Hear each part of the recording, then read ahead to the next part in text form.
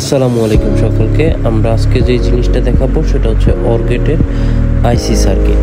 তো OR গেটের আইসি সার্কিটটা কিভাবে কাজ করে আমরা জানি। OR গেট একটি যৌক্তিক যোগের গেট।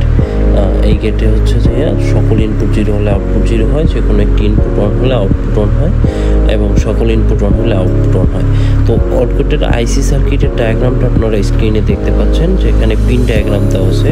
1, 2 হচ্ছে ইনপুট আর 3 নম্বর হচ্ছে আউটপুট। তো আমরা এখানে আইসি সার্কিটে 1 ও 2 নম্বর পিনে ইনপুট দিয়েছি এবং 3 নম্বর পিনে আমরা আউটপুটের সাথে কানেক্ট করে দিয়েছি। তো এখানে দেখা যাচ্ছে স্ক্রিনে 7 নম্বরটা হচ্ছে গ্রাউন্ড করা আছে। আমরা 7 নম্বর পিনটা আমরা গ্রাউন্ড করে দেবো এবং 14 নম্বর পিনটা আমরা VCC-তে কানেক্ট করে দেবো। এরপর আমরা 5 ভোল্টের সাথে কানেক্ট করবো। অবশ্যই 5 ভোল্টের কানেকশন করার পর আমরা দেখবো স্ক্রিনে আসলে আমাদের আউটপুট মেজারিংটা আসলে একজ্যাক্টভাবে কাজ করতেছে কিনা।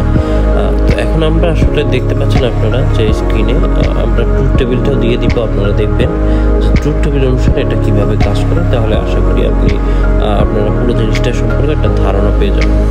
তো OR গেটের মেজারিং সিস্টেমটা হচ্ছে যে 1, 2 এর দুইটা হচ্ছে ইনপুট, 3 আউটপুট, 4, 5। এখন আমরা কি করব, ইনপুট 1 করব। দেখেন যে কোনো একটি ইনপুট 1 করছি, ওই দেখেন আপনার স্ক্রিনে আউটপুট দেখা যাচ্ছে, মানে আমরা লাইট জ্বলতেছে আউটপুটে।